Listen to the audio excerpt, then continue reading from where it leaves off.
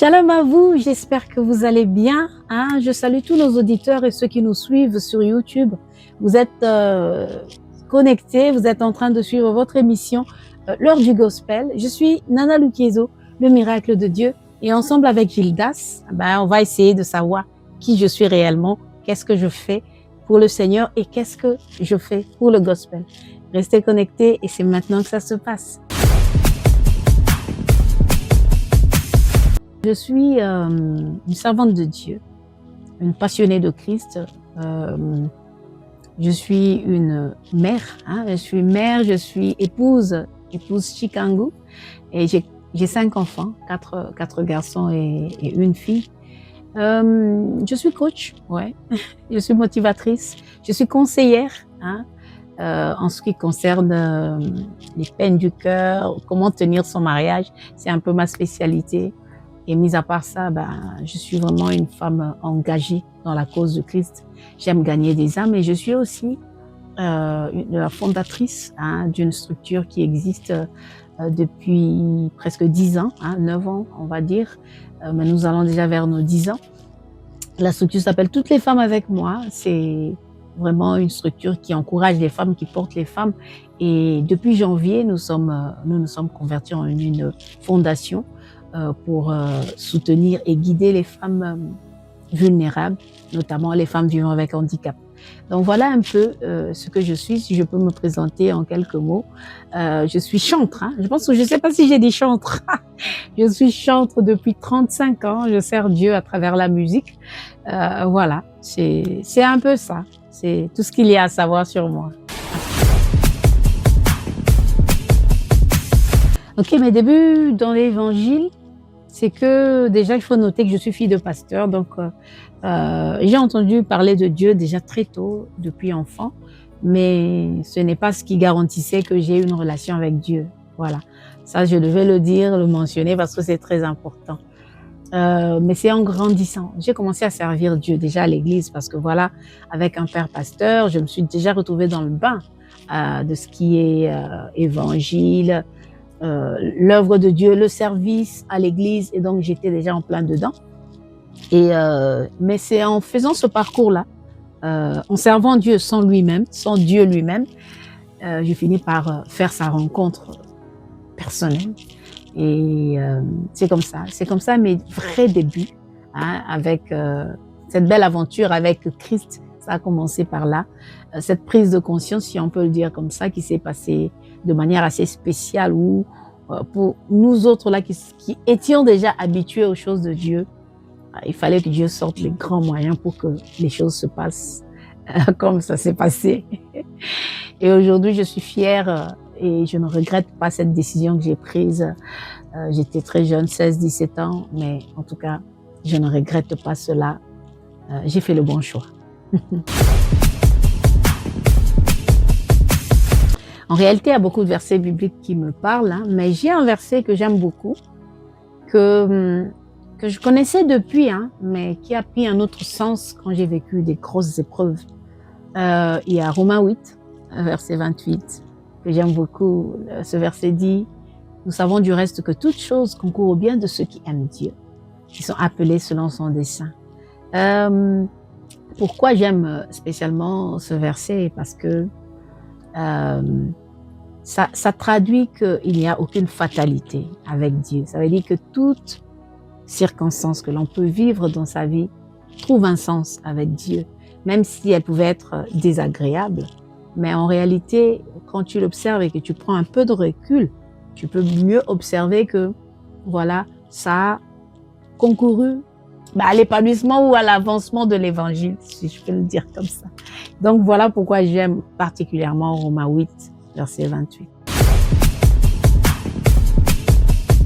Bon, le gospel, comme nous le savons tous, c'est un mot qui vient de l'anglais, qui veut dire, c'est l'évangile, c'est la bonne nouvelle à annoncer aux autres, à ceux qui ne connaissent pas Christ. Et donc le gospel, pour moi, comme je le disais tout à l'heure, c'est un mode de vie, c'est ma consécration à Dieu. C'est l'expression de mon salut. J'ai été sauvée et je chante parce que j'ai été sauvée. Pour ce qui est du rôle du chantre, Le chantre est celui-là qui est comme un conducteur. C'est quelqu'un qui amène les âmes devant Dieu. C'est quelqu'un qui montre aux gens le chemin vers l'intimité avec Dieu à travers les chants. Pourquoi à travers les chants? Parce que les chants déjà touchent l'âme. Quand l'âme est en éveil, c'est un peu plus facile aussi pour avoir accès à l'esprit. Et donc du coup, le chantre est celui-là qui prépare les cœurs. Qui prépare les cœurs à aller rencontrer Dieu. Et il est un peu celui qui tient les autres, qui les tire après lui pour pouvoir les emmener dans la présence de Dieu. D'après moi, d'après ce que j'ai compris, c'est ça le chantre. Ok, si je devrais qualifier Jésus en un seul mot, ça serait amour. Je pense que il faut suffisamment d'amour. Il faut suffisamment aimer pour venir mourir pour des personnes qui n'ont même pas encore compris ce que tu fais pour eux. Des gens qui quelquefois même bafouent, foulent aux pieds ce que tu as fait. Alors si je veux résumer Jésus, oui, c'est amour. Il a tellement aimé qu'il a accepté l'inacceptable, si on peut le dire comme ça, de laisser son je ne veux pas dire son titre, mais laisser son état, son état de Dieu et venir revêtir un corps pour pouvoir sauver l'homme. Il faut beaucoup d'amour.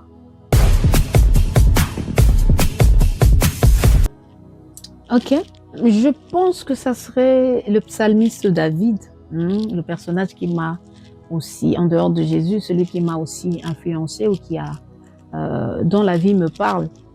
Pourquoi? Parce que David était quelqu'un qui savait quelle était la place, non seulement de Dieu, mais la place de la louange, de l'adoration devant Dieu. Et je ne pense pas que ce soit au hasard que Dieu ait pu l'appeler l'homme selon mon cœur. Non pas parce qu'il était parfait, mais parce que c'était quelqu'un qui savait répandre son âme devant Dieu, répandre tout son être devant Dieu. Et c'est fascinant même pour nous autres les hommes, les êtres humains, mais pour Dieu aussi, ça a été quelque chose qui a marqué Dieu jusqu'au point qu'il puisse l'appeler l'homme selon mon cœur.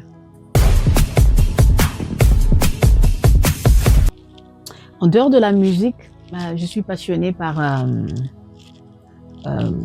tout ce que mes mains peuvent faire. Donc, je suis très bricoleuse. J'aime vraiment le bricolage. J'aime la couture, j'aime le dessin, en tout cas, j'aime faire beaucoup de choses. Je fais vraiment beaucoup de choses de mes mains. À part ça aussi, je suis aussi attirée au côté, aider les autres. Je suis vraiment quelqu'un qui a un cœur pour les autres. J'aime aider, j'aime assister les autres. Quand je fais quelque chose, en fait, j'y mets tout mon cœur. Comme certains disent, je mets les organes. Donc, vraiment, je m'y mets à fond et voilà. Je suis passionnée de tout ce que mes mains peuvent toucher, tout ce que mes mains peuvent faire. Pour ce qui est de mon parcours musical, au fait, j'ai commencé toute jeune. J'ai commencé toute jeune, comme je vous l'ai dit. Quand j'ai commencé, je servais, mais je connaissais pas Dieu comme je le connais aujourd'hui. Si on peut dire comme ça. Je le connaissais pas en profondeur, mais j'ai commencé à le servir. Et ensuite, j'ai commencé tout doucement à m'étendre aussi nationalement. On va dire, parce qu'avant, on me connaissait dans mon quartier, oui. Je chantais dans des deuils, dans des campagnes d'évangélisation. Tout ce qui fait, voilà. Je chantais un peu partout dans des réunions full gospel. J'ai fait beaucoup de choses et ensuite quand j'ai reçu, vraiment, j'ai assis, je vais dire plutôt comme ça, quand j'ai donné vraiment un bon siège à Jésus dans ma vie, c'est comme ça que j'ai commencé aussi à viser un peu plus loin. J'avais déjà cette envie, je sais pas si je veux dire envie, j'avais pas le fardeau, mais j'aimais déjà le fait d'aller vers les nations. Et quand Dieu m'appelle aussi, il me dit, je t'envoie vers les nations.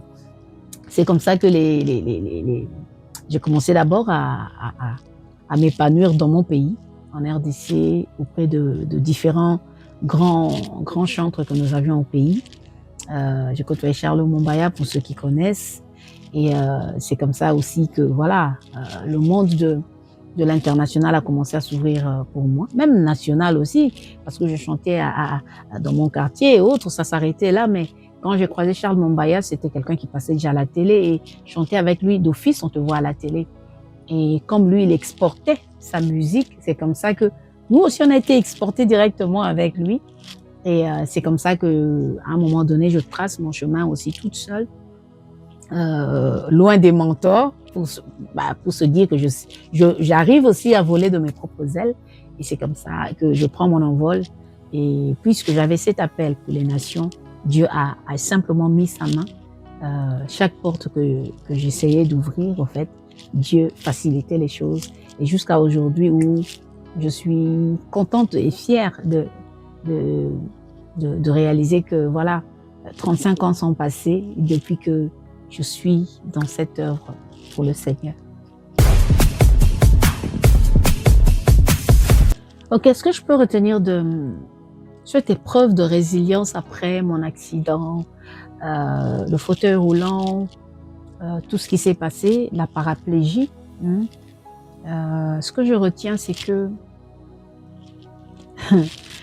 Dieu nous laisse dans des douleurs quelquefois, parce que je n'ai pas envie de dire que Dieu nous met dans des douleurs, mais Dieu laisse quand nous passons dans certaines douleurs, parce qu'il sait que certaines choses en nous ne sortent que pendant la douleur, pendant les épreuves, vous voyez. J'ai retenu que jusque-là, je ne savais pas ce que je pouvais faire, jusqu'où je pouvais aller pour Dieu. Je l'ai découvert pendant cette épreuve. C'est vrai, j'ai appris beaucoup de résilience. J'ai beaucoup souffert, que ce soit physiquement, que ce soit mentalement. J'ai eu beaucoup de souffrances, mais j'ai découvert aussi une force que je ne connaissais pas. Donc, la leçon derrière cette épreuve, c'est que tant qu'on n'est pas passé par certains chemins avec Dieu, en fait, on ne sait pas encore qui est réellement Dieu. Chaque épreuve qui arrive nous donne une nouvelle révélation de la personne de Dieu. Et moi, j'ai vu une autre facette de Dieu et je suis contente d'avoir vécu cela. Et parce que je n'appellerai juste pas Dieu, juste Elohim. Je peux lui donner un nom selon mon épreuve, selon la réponse que j'ai reçue de ce Dieu-là que j'aime tellement servir. En 35 ans, j'ai compris beaucoup de choses, que je me dis, j'aurais aimé connaître il y a 35 ans passés, mais c'est pas pour rien que j'appelle Dieu le Dieu de mon parcours, parce que j'ai vécu des choses. Et 35 ans plus tard, je peux dire que la sanctification sera toujours le meilleur agent pour chaque artiste, et que la consécration est la chose la plus importante dans nos vies. J'ai retenu aussi à vivre pour Dieu et pas pour les gens, parce que les hommes vous acclament, mais ce sont ces mêmes hommes qui peuvent, à un moment donné, dès qu'ils découvrent que vous êtes un être humain, au fait, c'est comme s'ils ne savaient pas que vous étiez un être humain quand ils voient vos défauts ou quelques failles. Ce sont les mêmes personnes qui sont capables de vraiment vous crucifier. J'ai retenu que la résilience est très importante et que l'abnégation, aussi l'abnégation qui est vraiment l'art de renoncer à soi-même, est très importante. Le fait de renoncer ou de refuser certaines opportunités qui peuvent sembler belles aux yeux du monde, mais en réalité, ce n'est pas pour toi. C'est pas facile d'accepter ça. Quand tu vois certaines choses, des opportunités et que Dieu te dit, oui, c'est très bien pour certains, mais pas pour toi. C'est ça l'abnégation. J'ai appris à pratiquer cet art-là qui est l'abnégation pour pouvoir trier qu'est-ce qui est bon pour moi, qu'est-ce qui n'est pas bon pour moi selon la volonté de Dieu. J'ai appris tellement de choses et je pense que je vais écrire un livre pour conseiller les artistes qui veulent, ceux qui sont déjà dedans et ceux qui veulent se lancer dans cette aventure. Effectivement, il y a un nouvel EP qui est sorti, Parfum de gloire. Parfum de gloire Pourquoi parfum de gloire? Ça veut dire que je parle d'une expérience que j'ai vécue. Je passais par une dépression et à cause de cela, je me suis renfermée. Et en me renfermant, j'ai pas voulu me renfermer dans le sens, dans le genre où je suis dans mon amertume, je suis dedans, je me complais dedans. Non. Mais je suis allée, comme je le dis dans la chanson, la chanson principale, je suis allée dans ce lieu secret rechercher la chaleur de Dieu, la chaleur de la présence de Dieu. Et en faisant cet acte-là, Dieu m'a visité fortement. Et c'est pour ça que j'ai voulu illustrer, parce que la façon dont la chose s'est faite, ce que j'ai ressenti, j'ai voulu dire que ce sont mes narines qui les ont sentis. J'ai senti l'odeur, le parfum de la gloire de Dieu. Donc c'est comme ça que, voilà, ce EP, il est très bénissant. Je suggère à tout le monde d'aller l'écouter. Il y a des chants comme Merveilleux Ami, un chant de réconciliation, je peux le dire comme ça. C'est un peu dans le sens comme l'enfant prodigue qui revient vers son père, qui s'était égaré et qui veut revenir vers Dieu. Et Dieu n'attend que ça. À déguster à tout prix, parfum de gloire.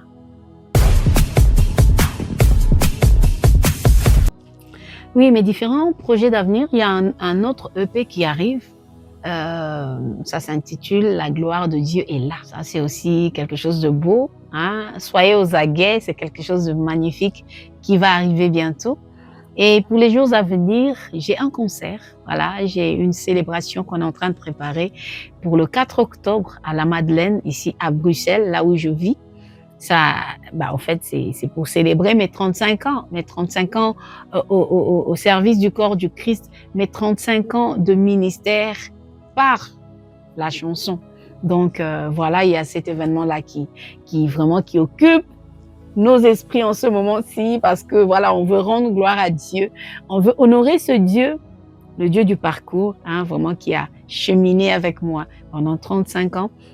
Et c'est un peu la fête de tout le monde, toute personne qui a l'habitude d'écouter mes chansons, ma musique, c'est un peu notre moment, voilà, de partager cette convivialité. Ça sera pas, j'ai envie de dire, c'est pas pour performer ce jour-là. C'est une rencontre, chanter pour glorifier Dieu ensemble, une rencontre de reconnaissance, de gratitude. Le gospel francophone en Afrique, je pense qu'il se comporte assez bien. Il y a beaucoup de belles choses. Les jeunes, nos jeunes qui sont là, innovent beaucoup, nous apportent beaucoup de belles choses et on aime ça. C'est très coloré. Même les clips aujourd'hui, on voit que tout est un peu plus coloré que dans notre temps quand nous commencions. Et c'est vrai que pour certaines choses, nous autres, un peu de la vieille école, nous traînons un peu les pas, nous sommes encore derrière à suivre. Il y a des belles choses, comme je l'ai dit, mais il y a aussi, d'un côté, je sens comme si le message est devenu beaucoup plus léger, le message est devenu beaucoup plus commercial. C'est ce qui est dommage de ce côté-là. Mais je pense que la technologie, l'avancée technologique, le progrès et la spiritualité, mais la spiritualité profonde, ne sont pas ennemies.